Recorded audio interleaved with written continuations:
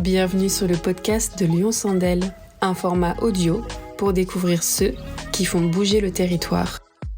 Situé en Normandie, à 1 heure de Paris et 30 minutes de Rouen, Lyon Sandel est un territoire rural qui regorge de pépites. Découvrez ces hommes et ces femmes qui forgent le quotidien de notre région.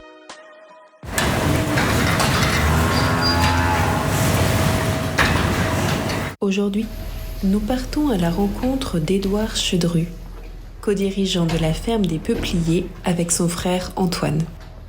À la tête d'une entreprise prospère autour des produits laitiers, Édouard nous raconte comment ils ont entrepris ensemble la suite d'une aventure familiale. Maintien d'un savoir-faire reconnu, innovation dans le milieu agricole pour répondre aux enjeux de demain, le binôme et leur équipe ne cessent de développer l'entreprise pour la faire perdurer. Rencontre avec un agriculteur entrepreneur. Je m'appelle Édouard Chedru, je suis le co-dirigeant de la ferme des Peupliers avec mon frère Antoine, puisque c'est une aventure familiale. Mon parcours, j'ai fait des études plutôt scientifiques, donc sur la production, l'agronomie et les sciences animales, avec la chance d'avoir été étudié pendant 1 an aux Pays-Bas, ce qui m'a aussi ouvert l'esprit sur la production animale et en ayant vu des exemples intéressants. Après mes études, j'avais une vraie passion pour le mouvement vers les circuits courts et le dynamisme, donc j'ai lancé une activité qui s'appelait Fourcher Fourchette, qui était un site de e-commerce dans lequel on regroupait 40 producteurs locaux, viande, fruits et légumes, crèmerie, épicerie, et on assurait de la livraison à domicile sur l'Eure et la Seine-Maritime et des livraisons en point relais. J'ai développé ça pendant 5 ans, avec à la fin 2 magasins que j'avais installés dans les exploitations à Gravigny et à Flipou. Et au bout de 5 ans, j'ai eu l'occasion de reprendre l'exploitation familiale avec mon frère Antoine. Donc au 1er janvier 2018, on a repris l'exploitation à mon père, et donc maintenant j'ai la chance de m'occuper de la ferme. Au niveau de la ferme des Peupliers, aujourd'hui, je vais plutôt m'occuper de la partie amont, donc la partie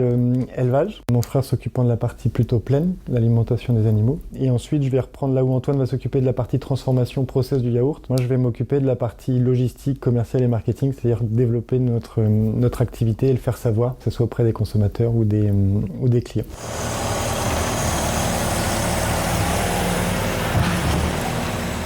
La ferme des Peupliers, ça a toujours été une histoire de famille, même si la famille à l'origine n'est pas la mienne, puisque c'est Albert Delab qui a créé l'exploitation en 1947, qui avait quelques vaches à l'époque ici sur le site de Flipou, qui très tôt a transformé en faisant de la crème, du fromage, des produits laitiers classiques à l'époque. Et c'est vraiment en 1963 que l'histoire ferme des Peupliers démarre telle qu'on la connaît aujourd'hui, puisque c'est la naissance du yaourt nature, avec la recette que l'on connaît aujourd'hui du yaourt, et qui dès 1963 était surprenante gustativement et a très vite conquis des consommateurs. Et donc l'histoire s'est développée assez naturellement de cette façon-là, avec le produit comme emblème de la ferme des Peupliers, d'abord sur les marchés rouennais, Vernon, et ensuite sur un développement vers Paris et un peu la France. En 1982, c'est la fille et le gendre, Pierre Florentin, qui a repris l'exploitation, qui a continué son développement. Et en 2007, il n'y avait pas de repreneur dans la famille d'origine, et c'est là où papa est revenu reprendre l'exploitation, et dans un but de continuer une aventure familiale, puisqu'Antoine est rentré, je crois, en 2012 dans l'exploitation, et on a repris en 2018, suite de papa. C'est quelque chose aujourd'hui qui est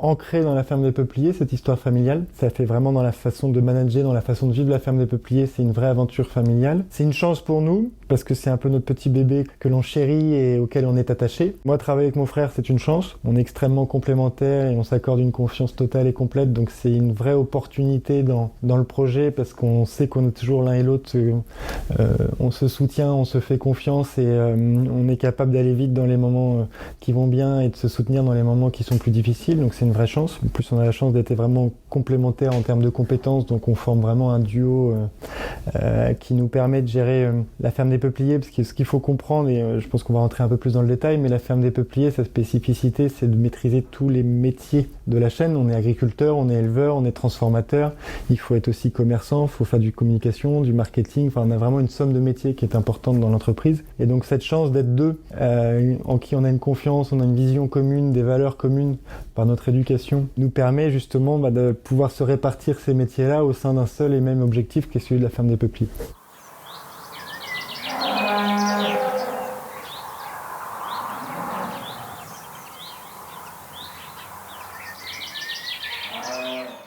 très tôt, et même avant qu'on reprenne avec Antoine, c'était déjà la discussion qu'on avait avec papa, on a un modèle qui est compliqué. Aujourd'hui, des modèles comme le nôtre, complètement intégrés, où on ne transforme que le lait de nos vaches, où on produit l'alimentation, à notre échelle, il n'y en a pratiquement pas en France. Il peut y avoir des petites structures, qui sont plus destinés à de la vente très locale. Mais il y a peu de modèles qui sont arrivés à notre taille et qui ont gardé vraiment les valeurs d'origine du projet. Souvent, ce qui va se passer dans les exploitations qui s'étaient mis à la transformation, ils vont passer pur transformateur parce que la gestion de la matière première devient trop compliquée. Et on a réfléchi longtemps à cet aspect-là et vraiment on a voulu l'inscrire dans la ferme des peupliers parce que la production de la matière première rend vraiment le métier compliqué. Et donc on sait qu'au bout d'un moment, que dans la vie, dans une vie d'entrepreneur, quand on rencontre des difficultés, on a tendance à essayer de se séparer de ce qui est difficile. À un moment, on s'est posé cette question-là et on a décidé de vraiment l'ancrer dans l'ADN et on communique partout pour être sûr que même si un jour on a la tentation de changer, on soit bloqué dans ce modèle intégré. Et ça c'est important pour nous parce que c'est quand même avant tout notre passion d'éleveur et notre passion d'agriculteur qui fait qu'on fait tout cet ensemble-là. Ensuite, on s'est dit quand même qu'on avait envie de se développer parce qu'une entreprise, il faut qu'elle se développe pour être en dynamisme.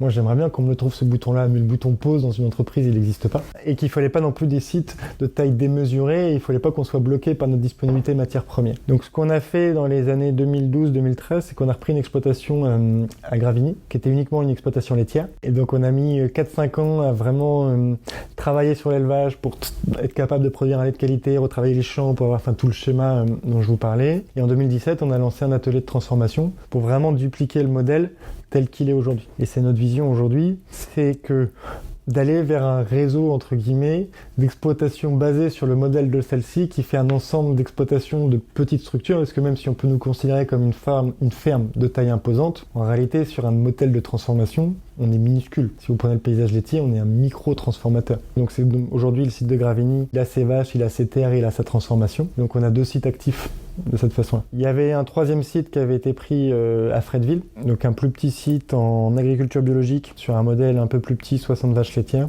où on n'a jamais trouvé le moyen sur un modèle 60 vaches laitières de trouver l'organisation humaine. Parce que le gros sujet de l'élevage, c'est que c'est un travail 7 jours sur 7, matin, soir, avec des créneaux difficiles à gérer, et que la taille de structure à 60 vaches faisait que le site était trop petit pour avoir une équipe en place. C'était compliqué d'avoir un équilibre professionnel et pro et perso sur les structures. Donc on a arrêté la production laitière, on a gardé les grandes cultures en culture biologique, et on a installé en fait l'élevage de nos génisses, toute la suite qui rentre dans les troupeaux.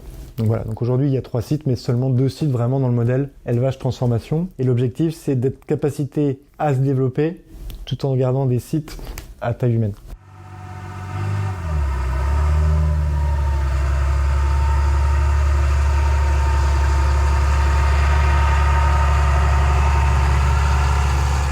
Mon quotidien, il est assez difficile à définir parce que j'ai clairement pas une journée type. C'est la chance de notre métier d'agriculteur-entrepreneur, c'est qu'on est tout le temps sur plein de projets différents, sur de l'encadrement, du management, de l'action. Aujourd'hui, ma priorité absolue dans mon métier, c'est clairement l'élevage, puisqu'aujourd'hui, dans notre modèle, tout ce qu'on produit, tout ce qu'on commercialise vient uniquement du lait de nos vaches. Donc aujourd'hui, vraiment, notre trésor, c'est le lait. Si on n'a pas de lait, on n'a pas de yaourt. Si le lait n'est pas au niveau de ses qualités gustatives de qualité, on n'aura pas des produits de qualité. Donc vraiment, moi dans ma partie, la base de mon métier, ce qui est le plus important dans ma semaine, c'est l'élevage. Donc l'élevage, ça veut dire suivre les animaux avec les équipes, suivre l'évolution des procédures, et quand on est confronté à un souci, c'est d'essayer de trouver des solutions pour toujours être dans la prévention. On a gardé vraiment cette culture de papa sur le côté prévention. Aujourd'hui, quasiment toutes les pathologies, mais c'est un peu pareil chez les humains finalement, peuvent se gérer par une alimentation de qualité, par un couchage de qualité, par un suivi des animaux pour être toujours dans la prévention. Donc ça, c'est vraiment la majorité de mon métier, la partie élevage et la partie accompagnement des équipes sur avoir des troupeaux en bonne santé qui vont nous apporter le lait de qualité. Et que déjà, quand j'ai réussi cette mission-là, le gros de mon travail est fait. Après, le reste de mon travail, ça va être d'aller rencontrer nos clients pour tisser des liens, continuer à développer. Et même si ce travail est toujours facilité par la qualité amont, c'est-à-dire qu'aujourd'hui, la philosophie à Ferme des Peupliers, c'est avant tout la qualité produit, la qualité de service, et c'est quasiment ce qui a toujours fait le développement de la ferme des peupliers. Parce qu'une fois que tu as un produit de qualité et un service de qualité, en général, tu as des clients qui sont contents, qui parlent de toi, et le travail est beaucoup plus facile. Donc c'est vraiment l'amont qui est important. Donc ça va être d'aller rencontrer nos clients, de savoir s'il y a des innovations à proposer. Puis après, il va y avoir tout le volet marketing qui va être justement de réfléchir aux nouveautés, de goûter les produits, d'essayer de les proposer. Donc il y a toute cette partie client et produit qui est importante également. Et puis après, ça va être beaucoup petites aléas logistiques, de trouver des des solutions et surtout beaucoup d'accompagner les équipes parce qu'on a de la chance aujourd'hui d'avoir de belles équipes. Donc finalement, ils sont aussi très autonomes dans leur travail. Et mon rôle après, derrière, va être beaucoup de les guider et de les accompagner pour qu'on puisse atteindre nos objectifs, d'apporter de la satisfaction à nos clients et de continuer à se développer.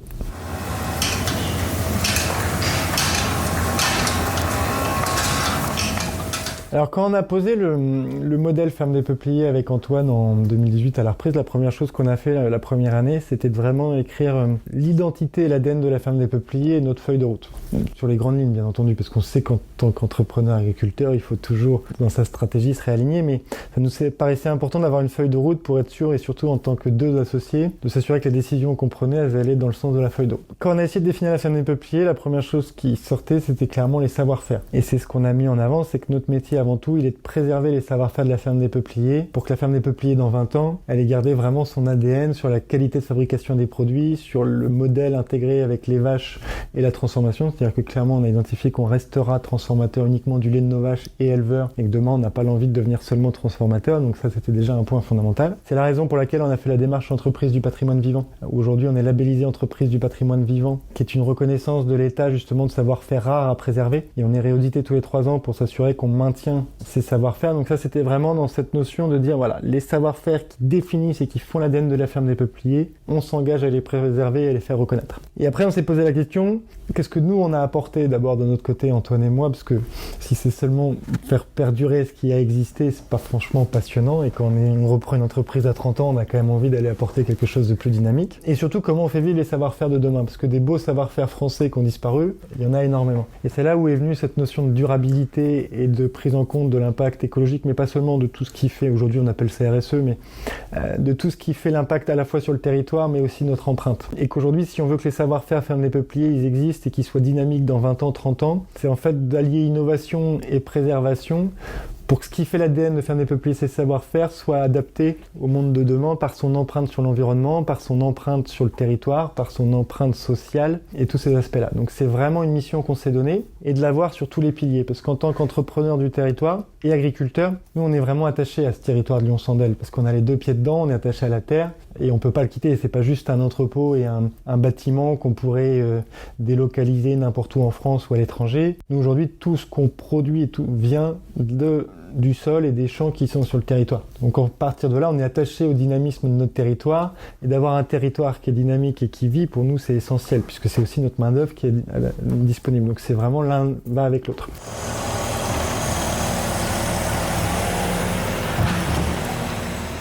Donc en tant qu'acteur du territoire, on a voulu avoir une politique vraiment globale.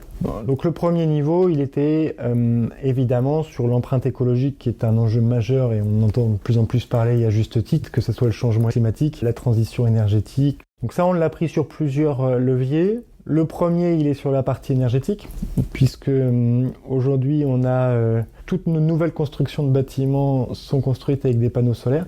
Donc aujourd'hui, le bâtiment de transformation est couvert de panneaux solaires, la salle de traite est couverte de panneaux solaires. Il y en a encore des projets à venir en panneaux solaires sur les sites. On a lancé il y a 2 ans et demi une unité de méthanisation sur le site de Flipou ici, dans laquelle on intègre à 80% les effluents d'élevage, c'est-à-dire fumier lisier qui était un déchet qui allait directement au champ. Aujourd'hui, ils vont passer d'abord par le méthaniseur avant d'aller au champ, qui nous permet de produire un biogaz, de l'électricité et de la chaleur qui sont utilisés directement sur le site et les excédents sont commercialisés. Et donc aujourd'hui, si on prend le site de Flipou, qui est vraiment notre modèle le plus abouti, puisqu'on a un deuxième site à Gravigny, mais qui est beaucoup plus récent, aujourd'hui on produit 2 millions de kilowattheures sur le site de Flipou et on en consomme 1,2 million. C'est-à-dire qu'on est excédentaire de 800 000 kWh, ce qui correspond à la consommation d'un village comme Flipou. Donc on a supprimé tout ce qui était gaz propane, tous les gaz à base d'énergie fossile, tout ce qui va être étuvage, chauffage des eaux de pasteurisation, enfin tout ce qu'on va avoir comme process thermique, c'est directement la méthanisation qui est alimentée. Et donc aujourd'hui on a un site qui, en termes d'énergie entre la couverture méthanisation et les panneaux solaires, est excédentaire à la hauteur d'un village. Et donc il y a à la fois notre production et nos produits commercialisés sont couverts par notre production énergétique et en même temps on a un impact territorial en apportant les excédents d'énergie. Donc aujourd'hui on a énormément décarboné sur ce côté-là. Après on va avoir tout un côté sur la partie agricole notamment et la préservation des sols qui est essentielle puisque aujourd'hui en tant qu'agriculteur, si on remonte encore plus, je vous parlais des vaches et du lait tout à l'heure, si on remonte encore plus, aujourd'hui ce qu'on produit vient directement du champ puisqu'à 85% l'alimentation qui est fournie aux vaches provient de nos sols. Si on veut avoir des vaches en bonne santé et du lait de qualité, il faut qu'on ait une alimentation de qualité. Et cette alimentation, elle est directement liée à la qualité de nos sols. Donc aujourd'hui, on prend grand soin, donc on est certifié haute valeur environnementale, et on prend grand soin dans nos pratiques agricoles à prendre soin des soins pour que dans 20 ans, on soit encore capable de produire des fourrages de qualité et donc d'avoir une vision sur le long terme et pas juste à court terme, mais une rentabilité à court terme. Donc il va y avoir tous ces aspects sur la gestion de l'érosion, la couverture des sols, la biodiversité, des choses comme celle-ci. On est bien sûr très concerné par la préservation de la ressource en eau également, puisqu'il y a toute la magnifique vallée de Landelle dans laquelle on a des pâturages, où il y a des zones de captage pour l'agglomération de Rouen, pour l'agglomération de Louviers. Donc on travaille étroitement avec les services de l'agence de l'eau pour justement cette qualité d'eau et qui est auditée, analysée tous les ans. Et donc on est très précis sur nos pratiques agricoles pour la préservation de cette ressource en eau. La consommation en eau aussi, c'est-à-dire que dès qu'on a des investissements, on a mis en place par exemple des systèmes de recyclage du lisier, de purification du lisier pour que on nettoyait certaines parties de nos installations d'élevage pour économiser de la ressource en eau. Tous ces sujets-là sont autant de sujets qu'on essaie de porter, puisque la ressource en eau deviendra forcément un enjeu d'avenir important.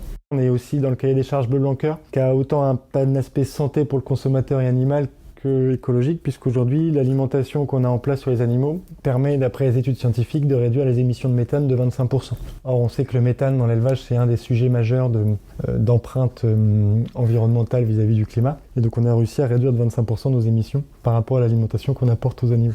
Donc ça, c'est des choses qui sont aussi importantes. Ensuite, on a mis en place des systèmes NEP qui permettent de réduire de manière importante la quantité d'eau et de produits chimiques utilisés pour le nettoyage de toutes les installations de transformation. Donc à chaque fois, c'est des investissements qui sont coûteux, mais qui rentrent dans une politique de durabilité par rapport à l'exploitation. L'ensemble de nos emballages ici sont recyclables. On travaille avec du verre, du carton et de l'aluminium. Pas de plastique sur le site. Ça, c'est des enjeux qui sont importants également.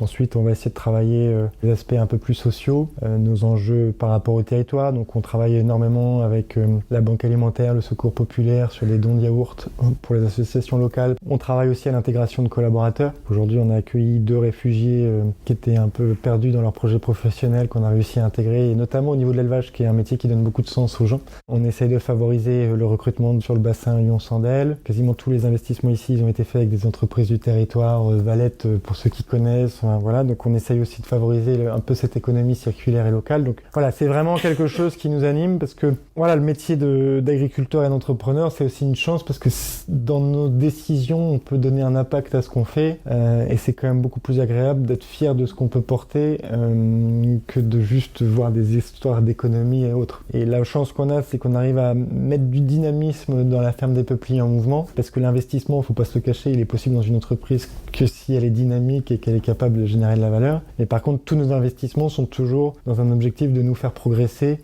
autant dans le développement de l'activité que dans son impact. Aujourd'hui, la méthanisation n'aurait pas été possible si on ne continuait pas à se développer. Un aspect important également, c'est celui des animaux. Donc ça, c'est pareil, on va toujours dans notre développement, dans nos investissements, essayer d'améliorer le confort des animaux. Aujourd'hui, on a un système de couchage qui est très particulier, avec un système de place individuelle libre, avec des matelas et un lit de paille qui permet aux animaux d'être en mouvement et de se promener tout en ayant un confort optimum pour l'animal. Voilà, on a vraiment plein de choses, on essaye de travailler tous les leviers. Clairement, tout n'est pas parfait dans ce qu'on fait aujourd'hui et on est vraiment dans une stratégie d'amélioration continue, pas d'innovation de rupture. Donc on est toujours en train d'essayer d'avancer et l'agriculture avance beaucoup. Et c'est passionnant de pouvoir allier ce côté agroalimentaire, le produit, le métier d'entrepreneur et un peu le métier à impact de l'entrepreneuriat à impact pour essayer d'avoir une empreinte positive sur nos actions.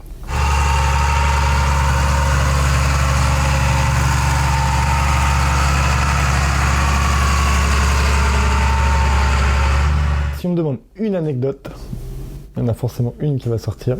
On a eu la chance, complètement par hasard, un jour, d'avoir été mis en avant par David Beckham sur ses réseaux sociaux, qui avait posté une photo du yaourt dans sa main avec écrit So Good. Et ce qui est incroyable derrière, c'est le buzz que ça avait pu faire, puisque tout le monde en avait entendu parler et on nous en parle encore énormément aujourd'hui. Et ça avait été vraiment une aventure hyper sympa. D'abord pour nous, mais aussi pour les équipes. Ça a été vraiment un moment de cohésion pour tout le monde. Et c'était plaisant. Et je trouve que ça résume bien la ferme des peupliers parce que En fait, ça prouve pour nous, et c'est notre philosophie de choses, c'est quand on se concentre sur le produit et qu'on fait quelque chose de qualité, il y a toujours des belles choses qui nous tombent dessus, en fait. Et ça, c'était vraiment un truc qui nous est tombé dessus complètement par hasard, parce que David Beckham, c'est quand même quelqu'un qui mange dans les plus belles tables du monde, qui, au petit déjeuner, le midi, le soir, qui a une communication qui est quand même hyper réglée et hyper payée. Et là, il avait eu un coup de cœur pour notre yaourt, le petit yaourt d'une ferme normande, et il l'avait mis en avant, et derrière, ça avait fait toute une ligne dans les médias. Et voilà, et ça prouve, je trouve que c'est un beau message, parce que ça prouve que quand on se donne du mal à bien produire, t'as toujours un moment, d'une façon ou d'une autre, une récompense qui arrive. C'est une belle leçon pour nous et c'est de loin la plus belle anecdote. Et mon yaourt a été dans la version papier de l'équipe. Et ça, je ne pensais pas que j'y arriverais un jour. On a bloqué la communication de manière volontaire assez rapidement sur le sujet, parce qu'on n'a pas une capacité à faire de l'hypercroissance. Nous, c'est nos vaches, encore une fois, je me répète, mais c'est les vaches, le lait disponible qui font notre capacité à transformer. Aujourd'hui, on ne peut pas dire aux vaches, bon les filles, plus 50 aujourd'hui, ça marche pas. Donc on a eu un peu peur, parce qu'il y a quand même une augmentation un peu des volumes au démarrage, et on a eu un peu peur que si le buzz devenait un peu trop gros, et que ça nous desserve en mettant en fait nos clients historiques en rupture. Donc on n'a pas pris de nouveaux clients pendant cette période-là. La seule chose qu'on a décidé, c'était de servir nos clients, et donc les clients historiques, ils ont eu une augmentation de leur vente, et ça on a su la suivre, mais on n'a pas, on aurait pu prendre plein de nouveaux clients à ce moment-là, parce que c'était le buzz, c'était le yaourt qu'il fallait avoir dans son rayon, tout ça, et on avait tout bloqué parce qu'on avait un petit peu peur par rapport à cette qualité de service qu'on pouvait apporter à nos clients. Par contre, ça nous a énormément servi en termes de notoriété, parce qu'encore aujourd'hui, on a une notoriété de marque Ferme des Peupliers qui dépasse largement notre niveau d'activité, et ça en fait forcément partie, ouais.